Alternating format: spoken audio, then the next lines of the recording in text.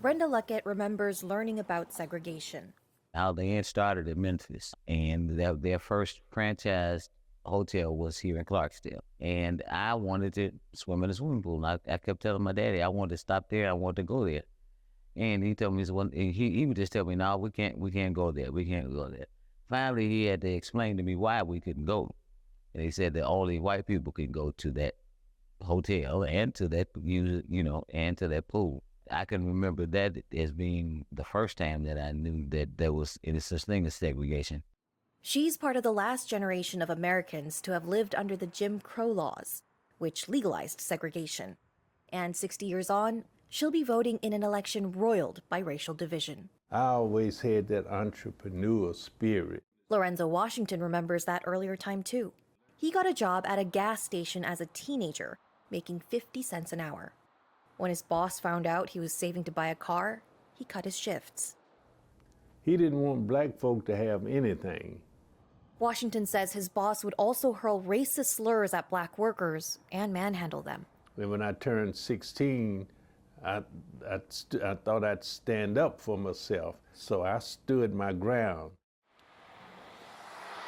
Johnny Newson faced a quieter, systemic racism. His father was a gifted tractor mechanic. Since Dad was so influential and knew how to fix the tractor, they had him training a couple of little white gentlemen.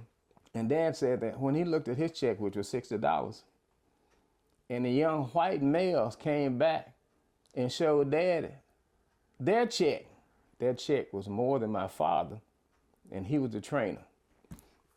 My dad said he fell down on his knees and cried.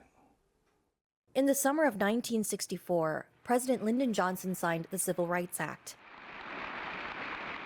It banned discrimination on the basis of race, color, religion, sex, or national origin at places serving the public, like swimming pools.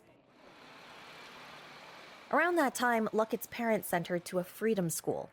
They were projects of civil rights activists, and it's where she says she learned how to read. They started reading chapter books to me. I had never seen a chapter book. I was in kindergarten. But I just said, they must really think I'm smart to read something with that many words on a page, I was so excited. Luckett went on to become a special education teacher. She told her students to never let people stop them from learning. Washington became a music promoter and producer. In 2010, he opened a museum showcasing Nashville's black music scene in hopes of offering something to the next generations.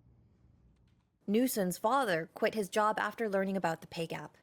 He opened his own business, Newson Auto Parts, in 1971, which Newson inherited. My dad's business across the street, that's his legacy. That's generational wealth. I intend to leave that for my children, and I hope my children leave it for their children.